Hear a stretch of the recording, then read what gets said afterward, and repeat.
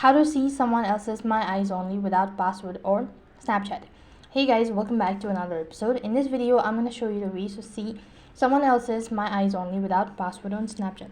So first thing, go ahead and log in into your Snapchat account. So when you're logged into your account, that is going to take you to the home page. Here, click the memories button. And next, what you have to do, you just have to swipe towards your right and then go to My Eyes Only. So unfortunately, there is no such way as to get in someone else's My Eyes Only without password on Snapchat.